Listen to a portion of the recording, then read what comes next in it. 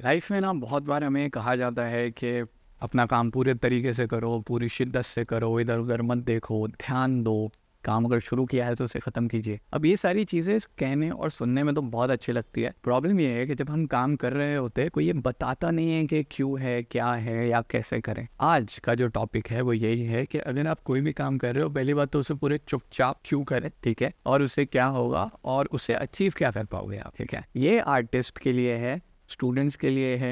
अगर आप कोई स्टार्टअप शुरू कर रहे हो तो ये आपको वहाँ पे भी हेल्प करेगा। ये बेसिकली हर उस इंसान के लिए है जो थोड़ा सा काम करके पूरी दुनिया में बताने जाता है कि उसने कितना काम किया है। अब मेरी कहानी ये है कि मैं बीच पे घूम रहा था। ये हमारा जो बीच है, गोराई बीच, वो यहाँ से 45 मिनट्स है बाइक पे। तो मैं बीच पे आराम से घूम रहा हूँ, मुझे अचानक से एक आइडिया आया। वो आइडिया एक आर्ट वर्क का था।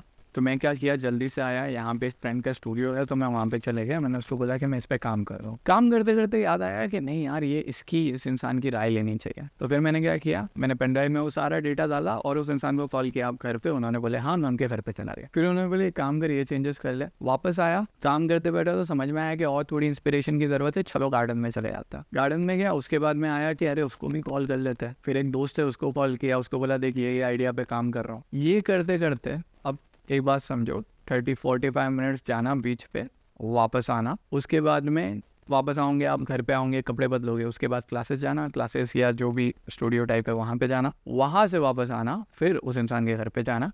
इसमें लग गए 5 घंटे। टाइम गया, इंस्पिरेशन भी गई और क्रिएटिविटी तो चली गई पूरी, और वो आइडिया आज भी धरा के धरा पड़ा है। अब बहुत छोटी चीज से शुरू करते हैं और देखते हैं कैसे होता है। अभी जो भी आपके काम का टाइमलाइन है ना, उसे ऐसा समझिए, सबसे पहले आता है इंस्पिरेशन, आइडियाज कि मुझे ये काम करना है, मैं ये काम करना चाहता हूँ। उसके बाद आता है एग्जीक्यूशन। समझ लो आपके पास कुछ पेंटिंग बनाने का आइडिया आया, आपने उसे बनाना शुरू किया। बनाते बनाते आपको दिल होता है कि मैं इंस्टाग्राम या फेसबुक पे फोटो डाल दूँ कि मैं ये काम पे, आर्ट वर्क पे काम कर रहा हूँ। आप यहाँ पे चले गए, दैट इज कॉल्ड प्रेजेंटेशन। और उसके बाद में कोई आपको फीडबैक देता है कि अरे यार, ये जो तुम नदी की जो ड्राइंग बना रहे हो, ये नदी की मत बनाओ, यहाँ पे समंदर होना चाहिए और पीछे आप एक शिप डाल सकते हो, पीछे मून डाल सकते हो। इंस्टाग्राम पे आजकल बहुत रील चल रही है, ये आपका हिट हो जाएगा। फिर आप यहाँ से वापस इस फेज पे आए और फिर वापस शुरू किया। और फिर बाय द वे, जब वो मून और चांद तारे जब आपने अपनी पेंटिंग में बनाए तो फिर आपने उनको कॉल किया कि अब कैसा लग रहा है। और ये सर्कल चलते जाता है, खत्म नहीं होता। किसी के साथ काम करना एक अलग चीज़ है, किसी के लिए या खुद को छोड़ के काम करना एक अलग चीज़ है। हम सेकंड वाले की बात कर रहे हैं, ठीक है। अब इसकी थोड़ी सी साइकोलॉजी समझते कि ये होता कैसा है। सबसे पहले आपको जब इंस्पिरेशन या इंटेंशन आती है ना, बाय द वे ये दोनों इंटरचेंजेबल है। हो सकता है आप काम करना शुरू करो फिर आपको इंस्पिरेशन आए, पर यहाँ पे लेजिस से एक सरल तरीके से यहाँ से स्टार्ट करते हैं कि सबसे पहले आपको इंटेंशन या इंस्पिरेशन मिला कुछ बनाने का, तो आपने क्या किया, आप आइडिया पे गए। यहाँ पे ना इंसान को बड़ा अच्छा लगता है, बड़ी खुशी होती है, ठीक है। तो आपको फील गुड हो रहा है, आप इंस्पायर्ड फील कर रहे हो। यहाँ पे ये जो इमोशन है, ये जो माइंडसेट है, ये सिर्फ यहाँ के लिए है। और इसे ऐसा समझ लो, आप गार्डन में हो या बीच पे हो या कुर्सी पे घर में बैठे हो, आराम कुर्सी पे हो, और आपको आइडिया आता है। उसके बाद आता है दूसरा फेज। दूसरे फेज के एट्रीब्यूट्स अलग है। यहाँ पे आपको अपनी एनर्जी संभालनी है, इक्विपमेंट होंगे, प्लानिंग करनी पड़ी होगी स्टार्टिंग में। उसके बाद में टाइम मैनेजमेंट करना है कि ये 3 घंटे में आर्ट वर्क बनेगा या नहीं बनेगा, या इसको कितने दिन जाएंगे। उसके बाद में आपका फेलियर सक्सेस आपको फील होगा जब आप काम कर रहे हो, और यहाँ पे ना टफ महसूस होगा। और ये जो फेज है ये सिर्फ इतने के लिए ही है। जब आप अपना काम खत्म कर लेते हो और आप प्रेजेंटेशन पे जाते हो, तो यहाँ की एनर्जी और यहाँ की एक्टिविटी अलग। यहाँ पे आप चीज़ों को टाइडी करते हो। समझ लीजिए आपने एक पेंटिंग बनाई है तो आप उस पर बॉर्डर लगाते हो, उसको ग्लास में डालते हो, फिर सब लोगों को दिखाते हो। यहाँ पे आप मुस्कुरा रहे होते हो, आपको मज़ा आता है किसी से बात करने में, किसी को समझाने में। यहाँ पे आप शो ऑफ कर रहे हो जो भी आपने बनाया है, और यहाँ पे आपको बड़ी खुशी मिलती है। ये फेज हो गया। इसके बाद आता है क्रिटिक या फीडबैक वाला फेज। यहाँ पे आप चीज़ें सुन रहे हो, क्योंकि आप तो बोल चुके हैं ना जो आपको बोलना है, तो अभी आप चीज़ें सुन रहे हो। आपको उसमें से कुछ चीज़ें बुरी लगेगी, कुछ चीज़ें अच्छी लगेगी, आपके माइंडसेट के ऊपर है। ये सही तरीका है काम करने, सही नहीं तो कम से कम सरल तरीका है काम करने का। लेकिन हम ऐसे काम नहीं करते। हम काम कैसे करते हैं, हमें आइडिया आया, हमें बहुत अच्छा फील हो रहा है, तो हमने एग्जीक्यूशन में हम चले गए। एग्जीक्यूशन में ऐसा समझ लो आप स्टूडियो या ऑफिस में चले गए और यहाँ पे आप काम कर रहे हो, लेकिन अब चीज़ें ना टफ फील होना शुरू हो गई। अभी आपको याद है वो जो इनिशियल पूछ आया था, इनिशियल ग्रेटिफिकेशन, वो वापस चाहिए। तो आप क्या करते हो, अब यहाँ से यहाँ पे जंप करते हो आधे काम में, क्योंकि आपको फील गुड फील करना है, प्रेजेंट करना है, किसी को बताना है कि देखो भैया मैंने क्या बनाया है नहीं, क्या आइडिया सोचा है। आप यहाँ पे जाते हो, वो इंसान आपको फीडबैक लगता है, अब आपको बुरा लगता है और आप इस लूप में फंस जाते हो। अब यहाँ पे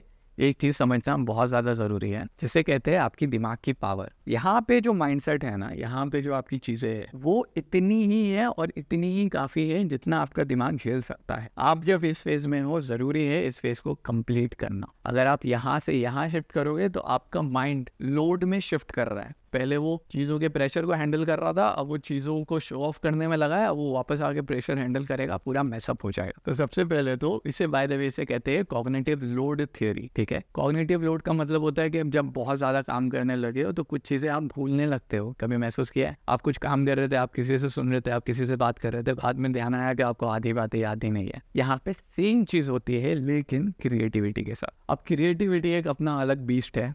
सबसे पहले क्रिएटिविटी को समझते हैं। क्रिएटिविटी ऐसा समझिए कि एक इंसान आपके साथ बैठा है वो काम करने में, और इंसान आपको आइडियाज़ दे रहा है, आपको फ्लो बता रहा है, आपको 10 चीज़ें बता रहा है। ये फ्लो अक्सर आपके अंदर से आती है, और इसी के लिए आर्टिस्ट को काम करने में मज़ा आता है कि जब मैं काम कर रहा हूँ तो मेरे अंदर की जो वॉइस है वो काम करे, ना कि किसी का ओपिनियन, या तो ना कि चैट जीपीटी ने जो बोला है। अब यहाँ पे जब आप आए, आपकी क्रिएटिविटी यहाँ पे शुरू हो गई। अब आपको आपकी क्रिएटिविटी को ट्रीट करना है कि आपको अगर लगता है कि मैं फेल भी हो रहा हूँ तो भी जो क्रिएटिविटी बोल रही है वो करो बहुत। लेकिन अक्सर यहाँ पे अगर आप इसको रिस्पेक्ट नहीं दोगे, ऐसा समझिए ना कि आप एक काम करने बैठे हो और मैं या कोई भी आपके साथ आके उस काम में आपकी मदद कर रहा है, फिर आप अचानक बोलते हो एक काम करते हैं ना, जाके उसका इंस्पिरेशन लेके आते हो, उसका मोटिवेशन ले लेते हैं, फिर आप जाते हो जाके उसका आइडिया ले ले, फिर अच्छा चलो ये सर्च करते हैं। आप मुझे घुमा रहे हो, और अगर आप मुझे घुमा रहे हो तो धीरे धीरे मेरा इंस्पिरेशन चला जाएगा। जब मेरा इंस्पिरेशन चला जाएगा मैं भी चला जाऊँगा। यहाँ पे सेम चीज़ हो रही है।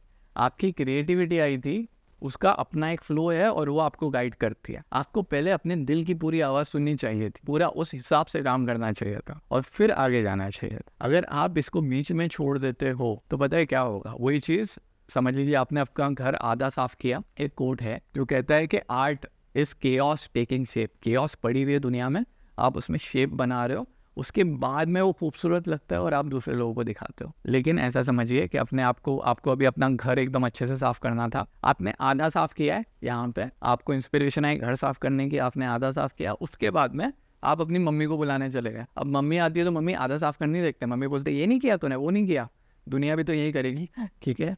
तो जब आपकी क्रिएटिविटी अपने फ्लो में चल रही है, उसको यहाँ से यहाँ तक ख़त्म नहीं करना बहुत ज़रूरी है, नहीं तो आपका कॉग्निटिव लोड बढ़ जाएगा। तो जब हम बोलते हैं ना कि कोई भी काम स्टार्ट से फिनिश करो, उसका बेसिक रीज़न ये होता है कि प्रेजेंटेशन में जाओगे तो वहाँ पे अलग आपकी बॉडी की अलग डिमांड है। आप खाना और एक्सरसाइज साथ में नहीं कर सकते। सेम चीज़ है यहाँ पे, जब आप एक्सरसाइज कर रहे हो तो प्रेजेंटेशन, मतलब कोई किसी को कभी देखा है टक्सीडो पहन के जिम करते रहे? नहीं ना, पहले जिम करो, बॉडी बनाओ, बाद में टक्सीडो पहनो, बाद में फीडबैक लेना। ये बेसिक फ्लो है। यहाँ पे आप ऐसा समझिए कि इंटेंशन है वो खूबसूरत जगह जहाँ से आपको इंस्पिरेशन आता है।